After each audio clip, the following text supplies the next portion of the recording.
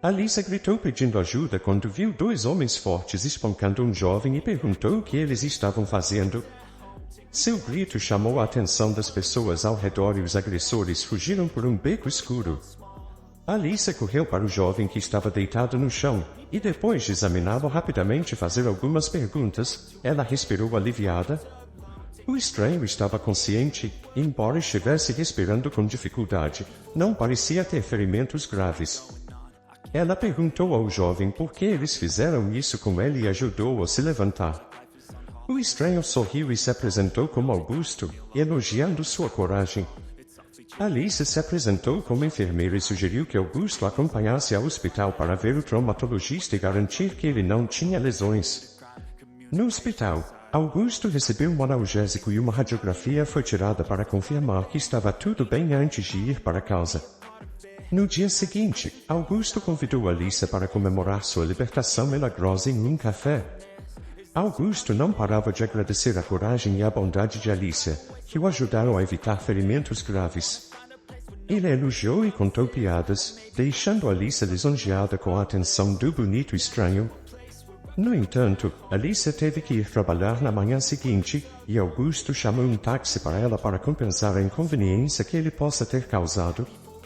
Alice pensou que nunca mais veria Augusto novamente, mas ficou surpresa quando ele apareceu depois do trabalho com um enorme buquê de flores e a convidou para jantar. Embora cansada após um turno difícil, Alice aceitou o convite. Augusto e Alice decidiram manter contato, e por isso, Augusto frequentemente encontrava Alice depois do trabalho. Após 3 semanas, ele se mudou para o pequeno apartamento de Alice. Desde a morte de sua mãe, Alice estava morando sozinha e não tinha tempo para sua vida pessoal enquanto cuidava da mãe doente. Agora, ela sentia um desejo irresistível de viver e começar uma família. 2 semanas depois, Alice descobriu que estava grávida. Augusto queria se casar com ela, mas explicou que queria encontrar um bom emprego, ganhar dinheiro e, em seguida, propor a ela adequadamente ter um grande casamento.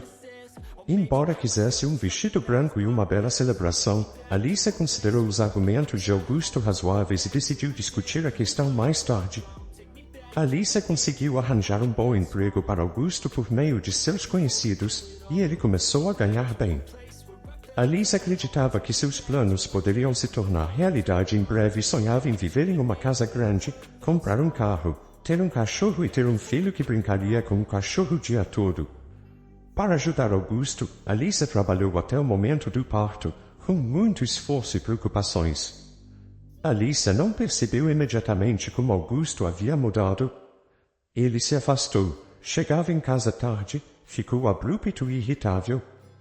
Alice já estava grávida de 8 meses quando Augusto chegou em casa tarde um dia, muito bêbado, e eles tiveram sua primeira discussão. "Por que você está tão atrasado, Augusto?" "Estou preocupada", perguntou Alice.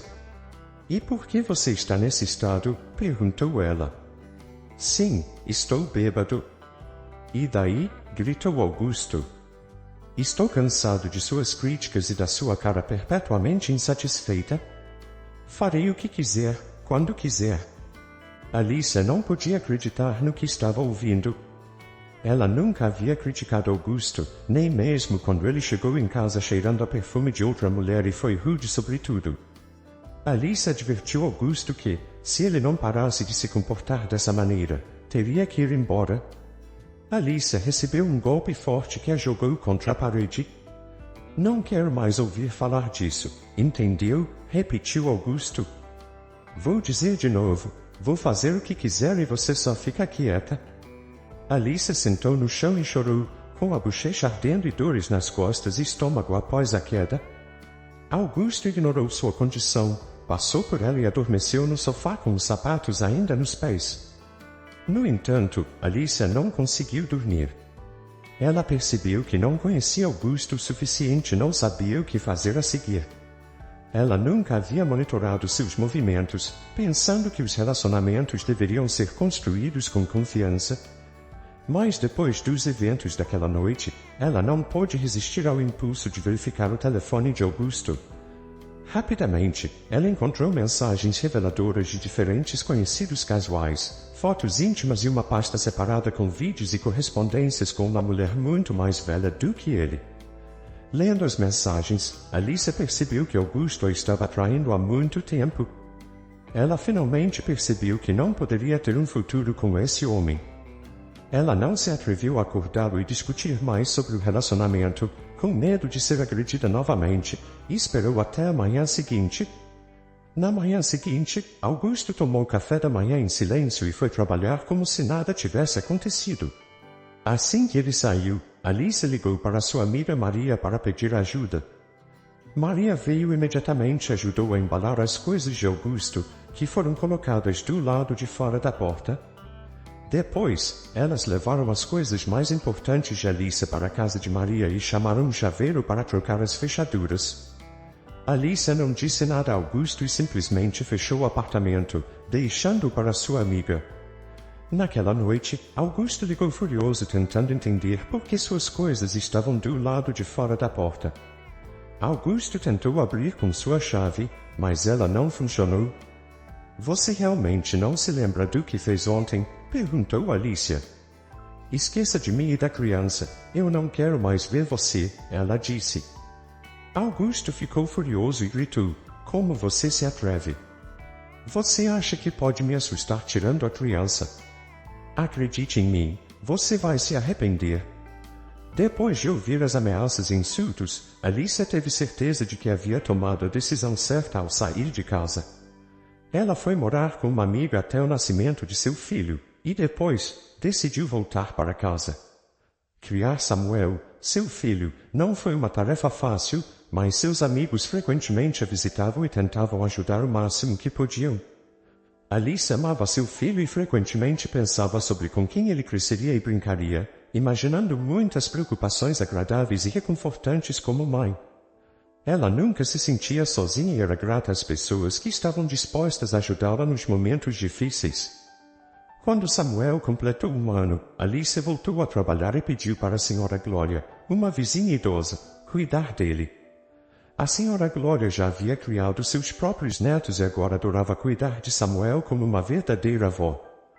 Durante esse tempo, Augusto nunca apareceu e Alice estava feliz que ninguém estivesse perturbando sua vida tranquila e pacífica. No entanto, um dia tudo mudou. A vizinha ligou chorando no telefone, dizendo que Samuel havia desaparecido. Alice correu para casa desesperada e incapaz de compreender como seu filho de 1 ano e meio poderia ter desaparecido. Quando ela se aproximou da casa, viu uma viatura já lá e a Sra. Glória chorando e segurando o peito, contando os detalhes do que havia acontecido. Pelo que Alice entendeu, a Sra. Glória estava caminhando com Samuel perto do parquinho e tinha se afastado brevemente, confiando o carrinho com o bebê dormindo com alguns meninos. Ela tinha saído por apenas alguns minutos, mas quando retornou, o carrinho estava vazio e os meninos não estavam em lugar algum. Alice olhou com horror para o carrinho vazio e sentiu sua força abandoná-la, sentiu-se mal e desmaiou. Samuel não foi encontrado. Os meninos que deveriam cuidar da criança admitiram que estavam brincando de esconde-esconde e não estavam prestando muita atenção nele. Quando perceberam que o bebê havia sumido, entraram em pânico e fugiram. No entanto, um deles se lembrou de ter visto um carro estranho com vidros escurecidos estacionado perto do parque. Parece que essas pessoas roubaram Samuel, esperando pela oportunidade certa. Alice pediu para verificar o pai da criança, mas descobriu que ele já havia deixado a cidade. Alice chorou por dias e não conseguiu nem sair da cama. Ela teve que deixar o emprego no hospital para evitar olhares de simpatia dos colegas. Já se passou 1 ano, mas Alice nunca recebeu notícias sobre seu filho. Ela decidiu deixar a cidade e ir para a capital, onde lhe foi oferecido um emprego como cuidador em uma casa rica. A Sra. Dora, uma idosa inteligente, contratou Alice para cuidar de seu neto Pedro, que estava confinado a uma cadeira de rodas após um acidente. Profundamente entristecido por sua desventura, o jovem estava constantemente em um estado de depressão e não queria se comunicar com ninguém. Alice disse, "Você é um garoto tão gentil e doce." tentando envolver Pedro em uma conversa. Dói-me vê-lo tão sombrio e retraído. Alice própria sentia pena do jovem e tentou fornecer a ele não apenas cuidados médicos, mas também apoio moral. Ela fez perguntas genuínas sobre seus anos passados no exterior e suas viagens favoritas. Livros, filmes e música foram usados para evocar memórias agradáveis, enquanto agia com cuidado para não lembrar Pedro das coisas inacessíveis a ele. Gradualmente, o jovem se acostumou com a presença de Alicia, tornando-se mais aberto e falante, compartilhando suas histórias com interesse genuíno. Alicia tratava com carinho e sentia que estava se tornando parte da família, não apenas uma empregada doméstica. A senhora Dora era profundamente grata por tudo que Alicia havia feito por seu neto. Graças aos esforços dela, o jovem havia redescoberto a alegria de viver e começado a sorrir novamente. Alicia, você fez maravilhas. Ontem, Pedro me pediu ajuda para encontrar um bom especialista em reabilitação. Ele quer lutar por si mesmo e se levantar novamente, disse a senhora Dora, quase chorando de felicidade. Um dia, enquanto limpava o quarto de Pedro, Alice encontrou um álbum de fotografias que nunca havia visto antes. Pedro notou seu interesse e explicou que o álbum continha fotos de sua vida passada, quando estava saudável.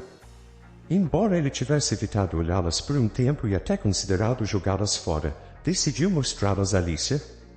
Sentados juntos, olharam as fotos. Pedro parecia aberto, alegre e feliz nelas, o que fez Alicia sentir tristeza pelo que ele havia perdido. Entre as fotos, havia algumas de férias em família e celebrações. Alicia parou em uma foto do aniversário da senhora Dora e ficou paralisada. Era o aniversário da minha avó, há cerca de 2 anos, antes do acidente, comentou Pedro, ao perceber o interesse de Alicia na foto.